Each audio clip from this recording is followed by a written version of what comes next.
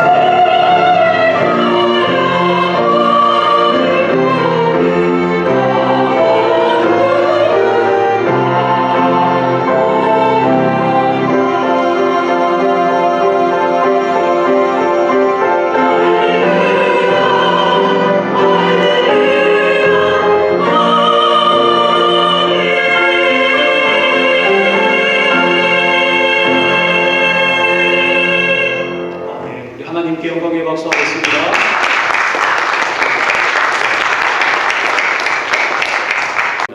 다음 주일은 성찬 예식을 거행합니다. 우리가 경건하게 기도로 은혜로운 예식을 준비했으면 좋겠고요. 그리고 수원 시립합창단 예일대 공연이 내일 있습니다. 그래서 제가 이 담당자가 또 메일을 보내왔더라고요. 뉴욕에 보도록 하겠습니다. 시작. 여호와께서 자기를 위하여 경건한 자를 택하신 줄을 너희가 알지어다. 내가 부를 때 여호와께서 들으시리로다. 다시 한번 우리 해볼까요? 시작. 여호와께서 자기를 위하여 경건한 자를 택하신 줄 너희가 알지어다. 내가 부를 때에 여호와께서 들으시리로다. 시편 4편 3절 말씀입니다. 참 마음에 와닿는 은혜로운 성구인데 붙잡고 한 주간 우리가 승리했으면 좋겠습니다. 이제 우리 하나님 말씀 함께 보도록 하겠습니다. 하나님 말씀은 신약 성경 고린도전서 15장입니다.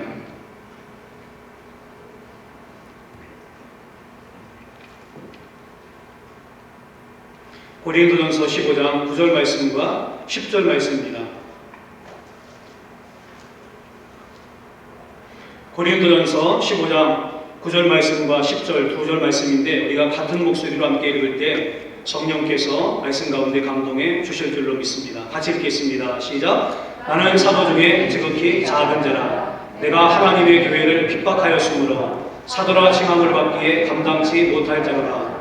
그러나 나의 다른 것은 하나님의 은혜로 된 것이니 내게 주신 그의 은혜가 헛되지 아니하여 내가 모든 사도보다 더 많이 수고하였으나 내가 아니요 오직 나와 함께하신 하나님의 은혜로다. 아멘. 잠시 기도하겠습니다. 존귀하신 하나님, 복된 주일 하나님 앞에 영광의 예배로 드리게 하심을 감사합니다. 이 시간에 우리의 마음을 엽니다. 사모함과 갈망으로 우리의 영혼의 문을 열어서 하나님께 신령과 진정으로 예배하며 주의 영광 앞에 서기를 간절히 원합니다. 주님, 간절히 바라는 것은 우리 가운데 주의 영광의 임재가 함께하여 주시옵소서. 이사야가 성전에서 체험했던 하나님의 그 임재의 영광이 오늘 우리 예배 가운데 임하게 도와주시고 그 하나님을 느끼는 시간, 하나님의 음성을 듣는 시간, 하나님의 살아계심을 체험받는 복된 시간 되게 주여 은혜로 역사하시고 성령님 감동해 주시옵소서. 지난 36년 동안 저희 교회를 은혜 가운데 지켜주심을 진심으로 감사를 드립니다. 핫포드 한인 장로교회로 시작하여 이제 커네디컷 주사랑 교회로 저희까지 인도하신 하나님 아버지, 앞으로의 모든 것도 주님의 뜻 가운데서 선하신 계획을 따라 하나님께서 이루실 것을 믿습니다. 순종하며 주의 길을 따라가는 저희가 되게 도와주시고 사명 가운데 충성하는 복된 공동체가 되게 은혜 위에 은혜를 덧입혀 주시옵소서. 주의 나라와 몸된 교회를 위해서 헌신하는 주의 종들을 기억하시고 하나님이 예비하신 은밀한 축복으로 저들의 삶 가운데 허락해 주시옵소서. 하나님 말씀 나누기 원합니다. 성령님 우리 가운데 감동하시고 말씀을 통하여서 하나님의 놀라운 역사를 체험하는 복된 시간 되게 해 주시옵소서. 예수님의 이름으로 감사하며 기도드리옵나이다. 아멘. 할렐루야. 이렇게 조용할 수가 있을까요? 할렐루야. 네, 살아계신 하나님께서 오늘도 우리와 함께 계시는 줄로 믿습니다. 지난 9월 28일 미국의 CNN을 비롯한 미국의 여러 매체에서 시각장애인 남성인 데이브 프로카와 씨가 지난 4년간 자기와 함께 키웠던 안내견인 사이먼의 참 감동적인 그 이야기가 매스컴을 통해서 미국의 전역에 보도가 된 것을 여러분도 아마 보신 줄로 압니다. 사연은 이렇습니다. 9월 23일 아틀란타에 사는 이 데이브라고 하는 사람이 4살 배기 아들 위를 데리고 유치원에 데려다주기 위해서 안내견과 함께 길을 떠났습니다. 그러고 이제 횡단보도를 건너기 위해서 준비하다가 횡단보도를 지나게 되었는데 정지를 무시하고 달려드는 그 차가 이 일행을 그렇게 덮쳤습니다. 그래서 사고 차량은 먼저 40km가 나가는 사이먼을 친 다음에 데이브에게도 골절상을 입혔고 손을 잡고 있던 어린 아들 그 윌은 그냥 그 충격에 그 도로 중간에 그렇게 내동댕이 쳐져서 방치된 상태에서 두려움과 그리고 공포 가운데 떨고 있었습니다. 갑자기 일어난 사건이기 때문에 누가 도와줄 수 있는 그러한 시간적 여유도 없었고 그런 일을 갖다가 갑작스럽게 그들은 당하게 되었습니다. 바로 그때 감동적인 장면이 연출되었습니다. 차에 받쳐서 다리가 부러진 상태에 있었던 이 사이먼이 그 부러진 다리를 질질 끌고 주인의 아들인 위를 구하기 위해서 정말 사력을 다해서 그렇게 그 위를 인도로 그렇게 밀쳐내 버리고 사람들이 어린 이 위를 갖다가 끌어안고 안전하게 이동하는 것을 보고 난 다음에 그 자리에서 쓰러져 버리고 말았습니다. 안타까운 것은 구조대가 와서 병원으로 옮기던 중에 심각한 뇌부 출혈로 인해서 이 사이먼은 목숨을 거두고 말았습니다. 이것을 보면서 미국의 많은 사람들이 감동과 그리고 많은 생각들을 하게 되었다고 합니다. 미물의 짐승 아니겠습니까? 근데 미물의 짐승도 자기를 키워주고 자기에게 도움을 주고 자기에게 은혜를 베풀었던 이 주인에 대한 그 은혜를 생각하면서 자신의 목숨을 다하면서까지 그 주인의 아들을 살리는 것을 보면서 현대 세대가 얼마나 메마르고 각박한 세대입니까? 사람들조차도 사실 받은 은혜에 대해서 감사하지 못하고 보답하지 못하고 표현하지 못하는 그 시대 속에 우리가 살고 있는데 미물의 짐승인 개를 통해서 이 사건들을 접하면서 사람들은 많은 생각들을 하게 되었다라고 하는 거지. 그렇습니다. 이 개 얘기가 나와서 이제 제가 인터넷을 보다가 좀 재미나긴 하지만은 좀 또 의미가 있는 그런 거이기도 한 것 같습니다. 개하고 사람하고야 100m 달리게 됐다 그럽니다. 근데 개보다 빨리 결승점에 도달해서 이긴 사람이 있었습니다. 그것을 옆에서 보고 있던 사람들이 뭐라고 했겠습니까? 뭐라 그랬을까요? 야, 저 사람 개보다 더한 사람이네. 그렇게 얘기를 했답니다. 이번에는 개하고 같이 들어갔어요. 그러니까 사람들이 뭐라고 그랬겠습니까? 예, 표현을 좀 잘해야죠. 예, 개 같은 사람이다. 그렇게 얘기를 했습니다. 근데 이번에는 개가 먼저 들어가고 사람이 뒤따라 들어갔습니다. 그러니까 사람들이 뭐라 그랬을까요? 개보다도 못하다. 예. 근데 이 개와 관계된 이 이야기는요, 배은망덕한 사람을 가르쳐 말할 때 우리가 흔히 사용하는 말인 줄로 압니다. 개보다 못하다라고 그렇게 매도할 때 사용을 하지요. 여러분 그렇습니다.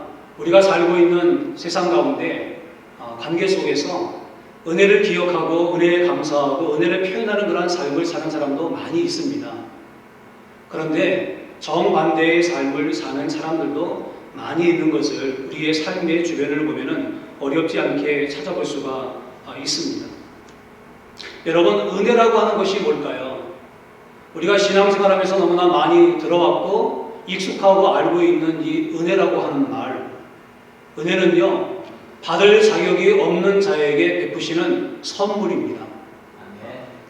전혀 받을 만한 자격이나 조건이 없음에도 불구하고 주어진 선물, 그게 은혜라고 하는 겁니다. 그리고 은혜는요, 대가를 바라고 주는 게 아닙니다. 그냥 거저 주는 겁니다. 그래서 은혜를 정말로 깨닫고 은혜를 안다. 그건 뭡니까? 내가 거저 받았다고 하는 것을 안다는 것과 같은 의미로 우리가 사용할 수 있다고 하는 것입니다. 그래서 좀 심한 표현일지 모르지만요, 은혜를 아는가 은혜를 모르는가가 사람 때문에 기준이고 조건이다라고 그렇게 말을 해도 틀린 말이 아닐 줄로 압니다. 은혜를 모르는 사람은 앞에서 말씀드렸던 것처럼 사람이지만 사실 사람의 전 인격적인 모습을 갖고 있다고 그렇게 말할 수가 없는 것입니다. 이 은혜에 대해서 성경은 우리 가운데 많은 부분을 얘기해 주고 있습니다.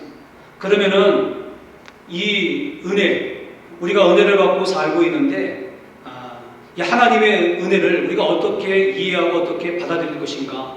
예. 죄일로 쉽게 말하면은 구원받을 수 없는 우리에게 베푸신 하나님의 구원의 놀라우신 은총과 축복, 이것을 가리켜 우리는 은혜다 그렇게 얘기를 할 수가 있습니다. 프랑스의 세계적인 종교 개혁가인 칼빈을 여러분 아실 겁니다.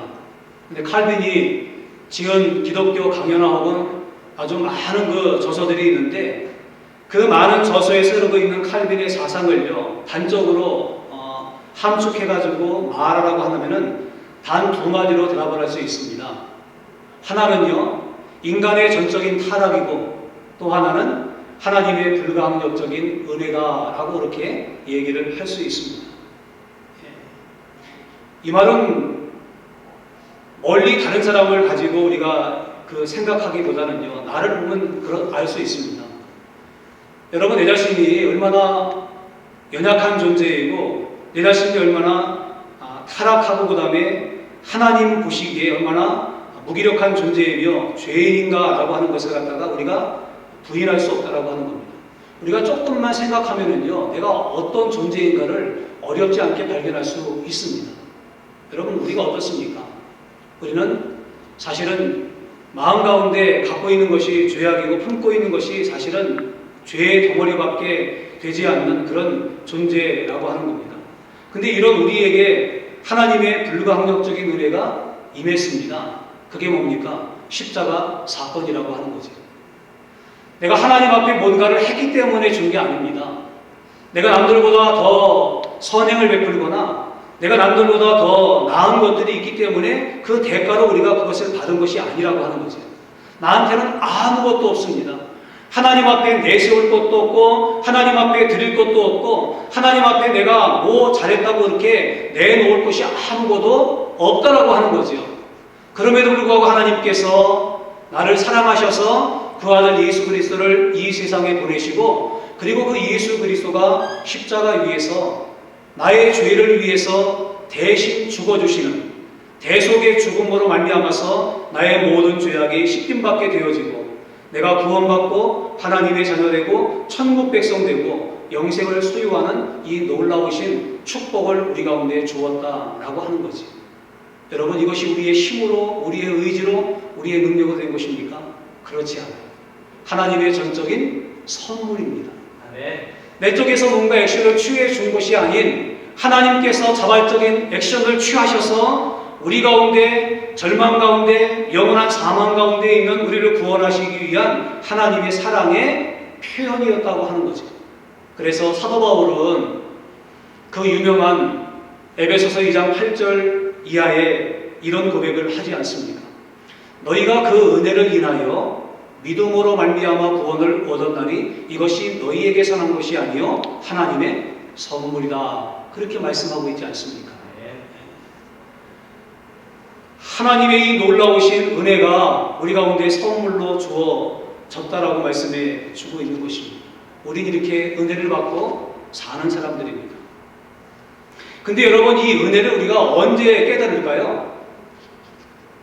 예수 믿지 않는 사람들에게 이 말을 하면은 그게 무슨 은혜가 되냐라고 얘기를 합니다. 왜? 자기하고 별 관계가 없는 얘기라고 생각을 하기 때문에 그런 겁니다.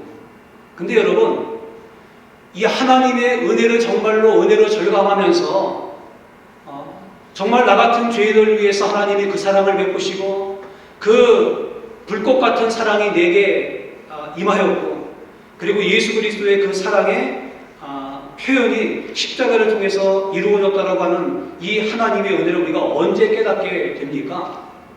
이 은혜는요 예수 그리스도를 만날 때 진정 알아지게 되고 깨달아지는 하나님의 신비한 비밀이라고 하는 겁니다. 예를 들면 이런 겁니다. 우리가 전에 신앙생활했던 베다니 교회 있지 않습니까? 베다니 교회 여러분 밖에서 보는 거하고 안에서 보는 거하고 많이 차이가 나죠. 그 중에 하나가 뭐냐면은 밖에서 볼 때는 유리창이 그냥 셀로판지로 이렇게 그냥 붙여 있는 것처럼 보입니다. 그 안에가 잘 안 보이지 않습니까? 그 안에 뭐가 있는지 잘 모르잖아요. 그냥 밖에서 보면 시커멓고 그냥 색깔 있는 것처럼 보이지요. 근데 여러분 문을 열고 그 안에 들어가면은 그 창문을 통해서 여러분에게 찾아오는 광경은 어떤 겁니까? 놀라움이죠. 감동 아닙니까? 그게 뭡니까? 유리창마다 다 뭐로 되어 있습니까? 성화로 가득 차 있는, 스테인글라스 거기에 성화가 가득 차 있는 모습들을 우리가 보지 않습니까? 그래서 베다니 교회를 보면은요, 사실은 한편의 설교보다 아주 미사용어로 사용하는 그런 말보다요, 그 베다니 교회에 있는 그 성화들 있지 않습니까? 그 성화를 쫙 한번 살펴보면은 그게 바로 복음인 거예요. 그 안에 십자가가 있고, 그 안에 하나님의 사랑이 있고, 그 안에 지금 우리 가운데 역사하시는 놀라운 그 섭리가 그대로 그냥 깃들어 있지 않습니까? 무슨 말씀을 드리고 싶으냐면요, 밖에 있을 때는 몰라요. 내가 예수 그리스도를 만나지 않을 때는 하나님의 은혜가 나와 관계없습니다. 예수님의 십자가 사건이 나와 관계가 없어요. 하나님이 나를 사랑했다고 말하는데 그 사랑을 내가 느끼지는 못하겠어요.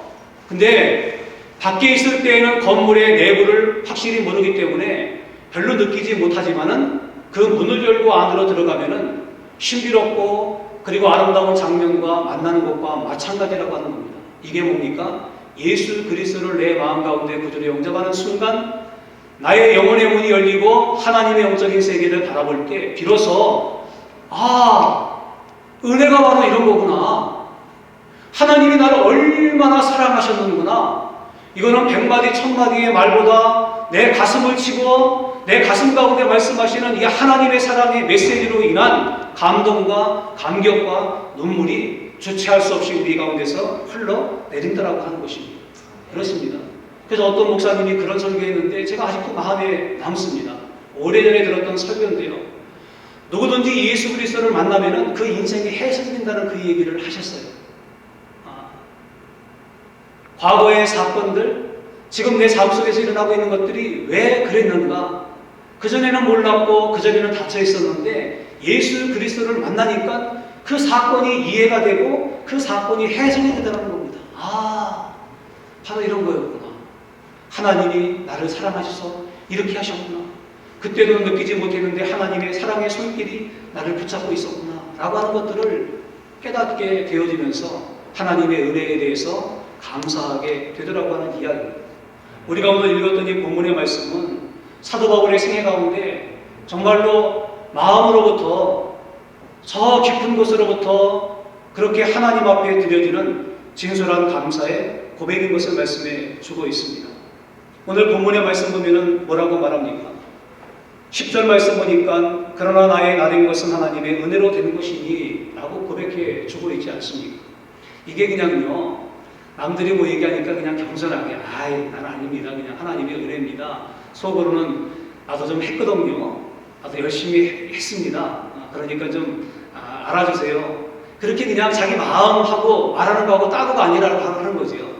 그냥 립서비스 해주기 위해서 그렇게 하는 말이 아니라 자기의 마음으로부터 밖으로 흘러져 나오는 진정 어린 하나님 앞에서의 고백을 지금 사도 바울은 드리고 있는 것입니다. 나의 나된 것은 하나님의 은혜입니다. 이 말 속에 엄청난 비밀과 사도 바울이 갖고 있었던 그 영적인 신비로움이 담겨 있는데, 특별히 세 가지 영역 가운데 사도 바울은 나의 나된 것은 하나님의 은혜입니다 라고 얘기를 합니다. 첫 번째는 자기의 과거의 삶을 돌아볼 때 그것도 하나님의 은혜였구나 라고 하는 것을 느꼈다는 거죠. 우리가 아는 대로 사도 바울은요, 길리기아 다소라고 하는 지역에서 태어난 사람입니다. 그러니까 정통 예루살렘 본거지 사람이 아닙니다. 디아스포라입니다. 흩어진 유대인들. 부모가 그랬다는 겁니다. 그래서 예루살렘과는 먼 거리에 있는 변방에서 그렇게 태어났습니다. 그러면서 이 사도 바울은요, 두 가지의 문화를 접하게 됩니다. 하나는 그 부모가 가졌던 히브리적 문화, 그리고 또 하나는 그가 살고 있던 그 환경 속에 있었던 헬라 문화. 그래서 이 헬라 문화와 히브리 문화, 히브리어와 헬라어, 거기에 아주 능통할 정도로 사도 바울은 어린 시절을 갖다가 그 환경 가운데서 보내게 됩니다. 근데 여러분, 이 헬라 문화와 히브리 문화가 함께 공유된 그것을 갖다가 섭렵해서 갖고 있었던 사도 바울이 어떻게 쓰임 받습니까? 그가 유대인을 위해서도 복음을 증거하지만 이방인의 사도로 전 세계를 누비면서 하나님 말씀을 증거하지 않습니까? 그때 사용한 언어가 뭡니까? 헬라어거든요. 그가 배웠던 모든 것들, 어머니의 태에서부터 자기를 예정하신 하나님의 그 은혜의 손길, 그것을 자기의 삶을 통해서, 자기의 과거의 흔적을 통해서 그가 느끼게 되더라는 하는 거죠. 그 당시에는 몰랐습니다. 근데 예수 그리스도를 만나고 난 다음에 보니까 그게 해석이 되는 거예요. 그래서 하나님이 나를 예루살렘이 아닌 다소에서 나게 하시고 히브리 문화만이 아니라 헬라 문화를 접할 수 있고 세계를 볼 수 있는 그러한 안목으로 하나님이 나를 키우셨구나 라고 하는 것을 깨닫게 되었다는 거지. 또 하나는 뭐냐면은 과거의 자기의 삶을 돌아보면서 하나님이 참 자기에 대해서 오래 참고 인내하시고 기다리시고 견디셨구나 라고 하는 것을 너무나 절절하게 느꼈다는 거지. 여러분, 사도 바울이 어떤 사람이었습니까? 그가 말하는 대로 지금 그는 나는 사도 중에 지극히 작은 자라, 내가 하나님의 교회를 핍박함으로 사도라고 칭함을 받기에 감당치 못할 사람이다 라고 얘기를 하지요. 이 겸손한 말이 아닙니다. 진짜 그런 사람 아니었습니까? 예수 믿는 사람 핍박하고 예수 믿는 사람 잡아다가 옥에 가두고 예수 믿는 사람들 죽이는데 앞잡이로 섰던 사람이 바로 이 바울 아닙니까? 그 스데반이 죽는 순교한 현장 가운데 앞장섰던 사람이 누굽니까? 바울 아닙니까? 근데 여러분, 이렇게 흉악한 일을 많이 했을 때 하나님은 그때까지도 마음은 아프시지만은 안타까운 마음을 가지고 사도 바울을 기다리고 그리고 인내하셨다는 겁니다. 사도 바울이 자기의 잘못을 깨닫고 하나님 앞으로 돌아서기를, 그가 정말로 하나님 앞에 아름답고 귀하게 쓰임받을 그 날을 카운트하시면서 하나님께서 이 사도 바울을 오래 참으셨다고 하는 거죠. 그리고 때가 되매 다메섹 도상에서 부활하신 예수님 만나고 그리고 사도 바울의 인생이 터닝되어지는 놀라운 역사를 경험하도록 하나님께서 이끌어 주셨습니다. 그러니까 그때는 몰랐어요. 정말 꿈에도 몰랐지요. 근데 예수 그리스도를 만나고 하나님의 은혜가 이것이구나 라고 깨달은 그 순간 보니까 자기의 삶을 돌아봤습니다.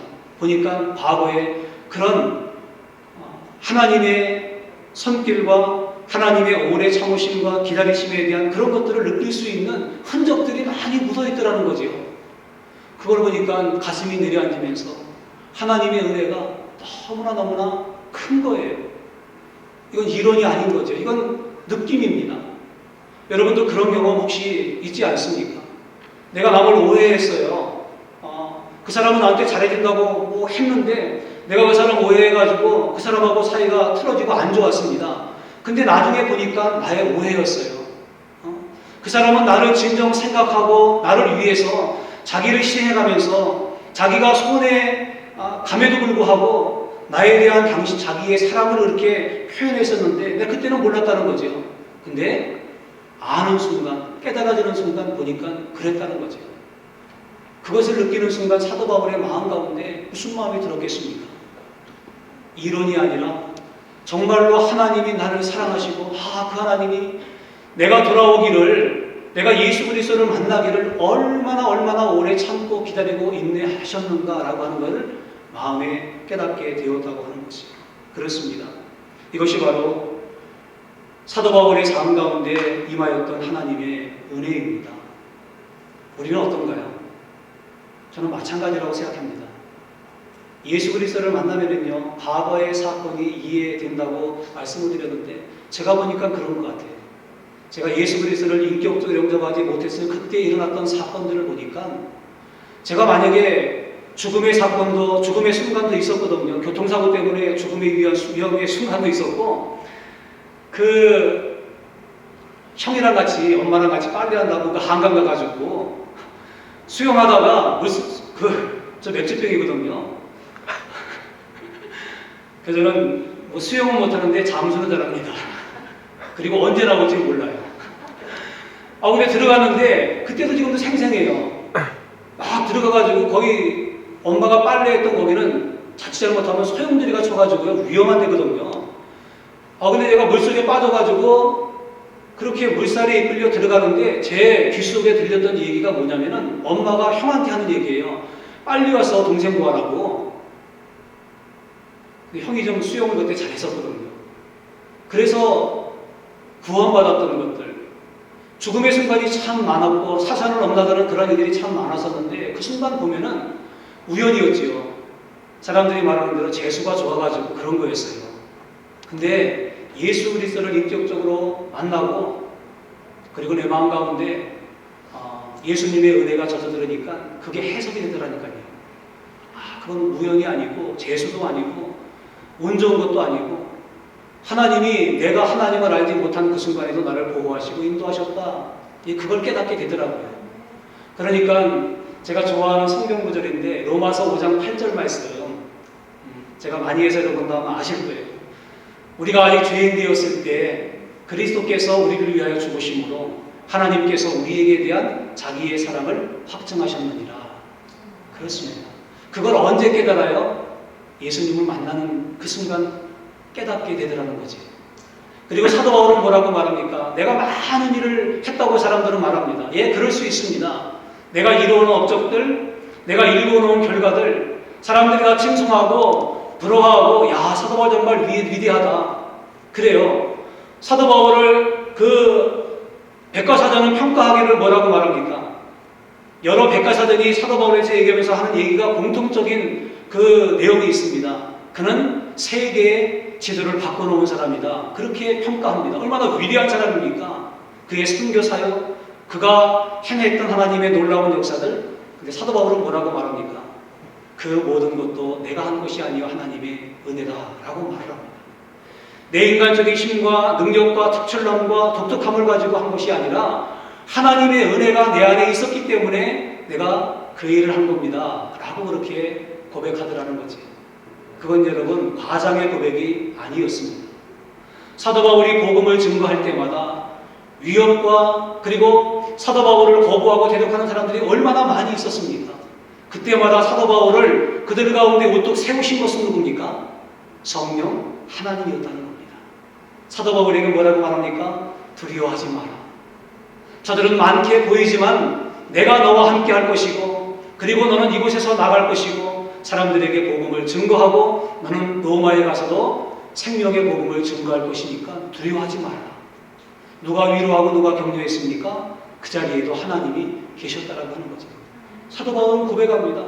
하나님이 힘 주시고 능력 주시고 하나님이 그때마다 이렇게 세우셨기 때문에 내가 그 일을 감당할 수 있었던 겁니다 라고 얘기를 하더라고 하는 거지. 그리고 사도 바울은 마지막에 뭐라고 말합니까? 내게 주신 이 귀한 사명을 향해서 내가 달려간다라고 그렇게 고백해 주고 있습니다. 예, 그는 그 은혜의 힘이고 그 은혜에 이끌려 주님께서 그에게 주신 사명을 향해서 순교의 그 자리에까지 서는 것을 역사가 우리 가운데 보여주고 있지 않습니까? 예, 그런 거예요. 이것이 바로 진정 은혜를 깨달은 자, 은혜의 가치를 아는 자, 은혜의 그 절절함을 마음 가운데 새긴 사람들이 할 수 있는 행동이라고 하는 거지. 서두에 제가 개에 대한 말씀을 드렸는데 개는 왜 그럴까요? 궁금하죠? 근데 개는 얘기를 못 하잖아요. 그 대신에 개는 자기 얘기를 행동으로 표현하잖아요. 그래서 사람들이, 미국 사람들이 개를 참 많이 키우잖아요. 많이 키우는데 개를 키우는 이유가 여러 가지 이유가 있는데 그 어떤 설문에 보니까 공통적인 내용이 있더라 그러더라고요. 그게 보니까 개는 배반하지 않는다고 그렇게 얘기를 하더라고요. 개는 배반하지 않는다고요. 그렇지 않습니까? 여러분 개 키우면서 때로는 말 안 들으면 막 때리잖아요. 전혀 안 그러신 것처럼 지금 하시지만 개 때리잖아요. 이렇게요. 나만 때렸나? 여러분 개 때리는데 그때는 어떻게 합니까? 개가 깽깽거리면서 도망가잖아요. 근데 조금 지나면 어떻게 합니까? 개가 주인이 오면은 꼬리치면서 또 달려붙잖아요. 이게 여러분 지능이 모자라서 그런 게 아니에요. 개의 마음 가운데 사랑의 흔적이 묻어있기 때문에 그런 거 아니겠습니까? 바로 우리가 하나님 앞에서 사도 바울처럼 예수 그리스도를 통해서 구원받고 하나님의 자녀되고 우리가 사명의 자리에 섰다고 한다면은 사도 바울이 느꼈던 것 중에 그 일부분이라도 우리의 마음 가운데 새기면서 하나님의 은혜를 감사하는 이 마음이 우리 가운데 있어야 하지 않겠습니까? 오늘 이 사도 바울은 우리 가운데 자기 얘기를 하면서 이 도전을 던져주고 있는 줄로 압니다. 한 가지의 예를 드리고 마치죠. 제가 그 인터넷 자료에 서치하다가 우연히 본 건데요. 그 태국의 휴대폰 회사의 감동적인 광고 영상이 유튜브를 통해서 뜬 것이 있습니다. 여러분 보신 적 있습니까? 9월 11일까지 1200만이 돌파됐다 그래요. 그 내용은 얘기하면 그냥 쉬운 내용입니다. 그 영상은 뭐로 시작되냐면요. 가난한 소년이 약을 훔쳐가지고 붙잡히는 장면부터 시작됩니다. 약을 훔쳐갖고 나오다가 주인한테 걸린 거예요. 그래가지고 주인한테 막 야단을 맞습니다. 어떻게 이런 걸 훔쳐갈 수 있냐 막 그러면서 그 가게 주인이 물어본 거예요. 이런 걸 어디에 쓰려고 이렇게 도둑질했냐고 막 그러면서 소년에게 소리를 치는 거예요. 근데 이 소년이 고개를 숙이면서 작은 목소리로 얘기하기를 엄마에게 주려고요 라고 한마디를 던집니다. 병에 걸린 어머니를 위해서 약을 훔친 거예요. 그런데 이 야단받고 있는 소년을 갖다가 우연하게 옆에 있는 식당 주인이 보게 되었습니다. 그러면서 식당 주인이 자기 주머니에서 돈을 꺼내가지고 그 약방 주인에게 돈을 주면서 지불을 하는 거예요. 그러니 그걸 이렇게 받아가지고 비닐봉지에다 집어넣고 그 다음에 서 있는 자기 딸에게 얘기하기를 그 수프 갖고 오라고. 그래서 수프를 또 이렇게 조그맣게 한 꾸러미 챙겨가지고 같이 싸가지고 이 아이에게 줍니다. 그러니까 아이가 그 멀뚱멀뚱하고 쳐다보는 거예요. 그러니까 받으라고. 그래서 이 아이는 그걸 그렇게 채듯이 잡아가지고 떠났습니다. 그러고 난 다음에 30년이 지난 장면을 보여주는데 그날 또 이 식당 주인은 그 자기 일을 막 하고 있었습니다. 근데 이 딸이 옆에 서 있다가 아빠한테 아빠 하고 고개짓을 하는 거예요. 보니까 그 앞에 거린이 서가지고 좀 도와달라고. 그러니까 아빠가 웃으면서 그러면서 이 거린을 위해서 또 음식을 주는 장면. 그러다가 뒤를 이렇게 움직이면서 갑자기 쓰러져 버립니다. 이 아버지가 쓰러져갖고 병원에 가서 이제 그 침대에 누워있고 뭐 그런 장면들이에요.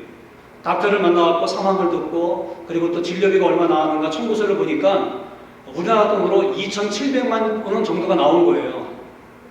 되게 많이 나온 금액이죠. 근데 이 딸이 어떻게 할지 모르는 거예요. 아버지는 누워있고 갚을 그 방법은 없고. 그렇게 하다가 아버지가 지금까지 운영해 오던 가게를 갖다가 판다고 광고를 내고, 그리고 이제 아버지 침대 곁에 누워가지고 잠깐 잠이 들었는데, 근데 침대 옆에 깨보니까 그 침대 옆에 편지 봉투가 하나 있는 거예요. 그래서 이게 뭔가 하고 편지 봉투를 열어보니까 그 병원 영수증 있지 않습니까? 영수증하고 편지가 같이 있는 거예요. 근데 그 영수증을 보니까 분명히 2,700만 원으로 이렇게 되어 있었는데 다 어떻게 되어 있냐면 그 밸런스가 00000 그렇게 되어 있는 거예요. 그래서 어떻게 된 건가 하고 편지를 읽어보니까 거기에 뭐라고 써 있냐면 이렇게 써 있었습니다. 모든 비용은 30년 전에 지불되었습니다. 세 통의 진통제 그리고 야채 스프와 함께 진심으로 감사드립니다. 그리고 누가 했는가, 그렇게 적혀진 편지였습니다. 바로 30년 전에 구한 그 소년이 의사가 되어서 우연히 그 담당 의사가 돼가지고 치료하게 되고 그리고 병원비를 지불했다고 하는 그러한 내용입니다. 많은 사람들에게 감동을 줄 수 있는 그런 내용인데, 은혜에 대한 보답이라고 하는 것이 결국 이런 것이 아닌가. 그렇지 않습니까? 은혜는요, 서두에 말씀드린 것처럼 예수 그리스도의 십자가를 만나야 돼요. 그래서 그 십자가 속에서 내가 얼마나 흉악한 죄인인가를 깨달아야 돼요. 그 죄 때문에 내가 영원한 사망과 멸망으로 갈 수밖에 없는 존재였다는 사실을 내가 알아야 돼요. 그때 비로소 절망 가운데 있던 나를 향해서 생명의 한 줄기 빛이 하나님으로부터 나에게 임하여 그 십자가 사건을 통하여 내가 죄사함 받고 구원받고 하나님의 자녀가 되었다고 하는 이 놀라운 사실을 깨달을 때만 이게 하나님의 은혜구나, 이게 하나님의 사랑이구나, 나 같은 자를 위해서 하나님이 왜 이렇게 하셨을까, 난 도저히 이해하고 도저히 내가 수용할 수 없는 이 하나님의 놀라운 사랑을 우리가 만나게 되는 줄로 믿습니다. 창립 36주년을 지나합니다. 지금까지 여러분들이 하나님 앞에 은혜에 감사하면서 이 길을 걸어왔는데 앞으로도 남은 생애 동안 하나님의 은혜를 우리의 심장 가운데 새기면서 주님이 기뻐하시는 그 일을 위해서 우리 모두가 손에 손을 잡고 달려갈 수 있는, 그래서 최후의 승리의 자리에 한 사람도 빠짐없이 우리 모두가 그 자리에 설 수 있는 놀라운 축복이 함께하기를 예수님의 이름으로 간절히 축복을 드립니다. 아멘. 우리 다 함께 일어나겠습니다. 일어나는 게 아닙니다. 자리에 앉으시고요. 이 시간 우리 앞에서 말씀드린 것처럼 우리 자매님들 나오셔가지고 피아노 3중주로 하나님 앞에 영광을 드리겠습니다.